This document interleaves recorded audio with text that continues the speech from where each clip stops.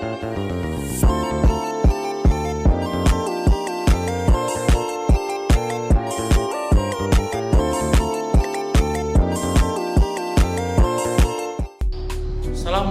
warahmatullahi wabarakatuh.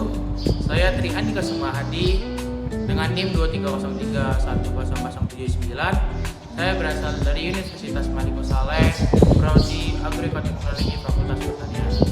Nah, saya akan membuat video review jurnal dengan dosen pengampu Bapak Lukman SPMS. Nah, di sini saya akan menjelaskan tentang kultur jaringan tanaman. Apa sih itu kultur jaringan tanaman?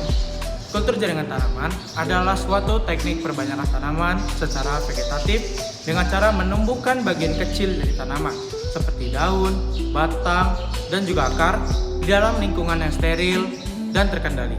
Bagian kecil tanaman ini disebut eksplant yang nantinya akan dikembangkan dalam media khusus yang mengandung nutrisi lengkap untuk mendukung pertumbuhannya. Nah, saya akan menjelaskan tentang kelebihan dari kultur jaringan tanaman. Salah satu keunggulan kultur jaringan tanaman adalah kemampuannya memperbanyak tanaman dalam jumlah besar dalam waktu yang cukup singkat. Tanaman yang dihasilkan memiliki sifat genetik yang sama dengan induknya, sehingga kualitasnya dapat dipertahankan secara konsisten. Teknik ini juga memungkinkan perbanyakan tanaman sepanjang tahun karena tidak ketergantungannya terhadap musim.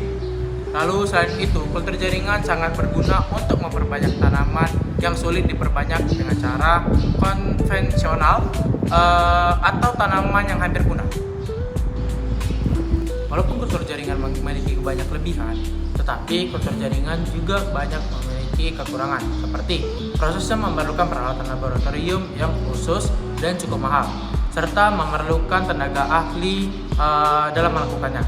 Selain itu juga, jika prosedur sterilisasi tidak dilakukan dengan benar, eksplant mudah terkontaminasi oleh jamur atau bakteri. Tanaman hasil kultur jaringan juga bisa mengalami mutasi somaklonal, yaitu perubahan genetik yang tidak diinginkan akibat ketidakstabilan genetik selama prosedur kultur.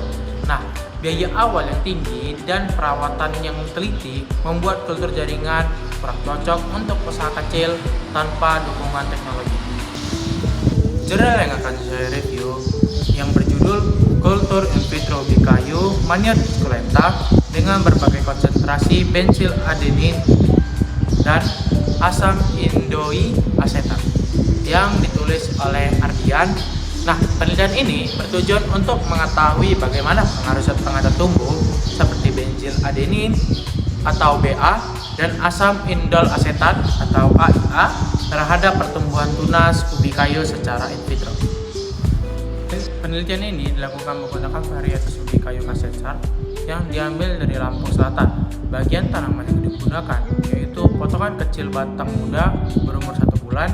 Eksplant ini disterilkan lalu ditanam dalam media MS yang sudah dicampur dengan gula, agar serta zat pengatur tumbuh BA dan IAI dengan berbagai konsentrasi, yaitu BA 0,2 mg, 0,4 mg per liter dan 0,8 mg per liter, dan juga IAI dengan konsentrasi 0 mg per liter dan 1 mg per liter.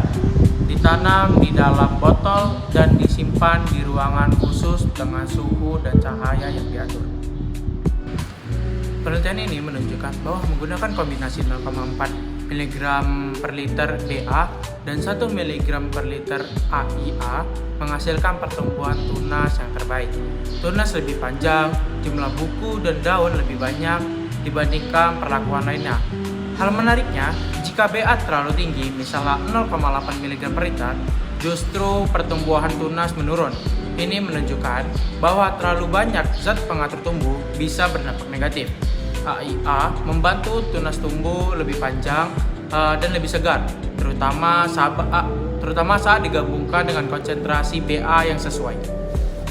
Nah, itu dia guys video review jurnal saya. Lebih dari kurangnya saya mohon maaf. Saya berharap video ini bisa bermanfaat bagi teman-teman yang menontonnya. Nah, sekian saja video dari saya. Assalamualaikum warahmatullahi wabarakatuh.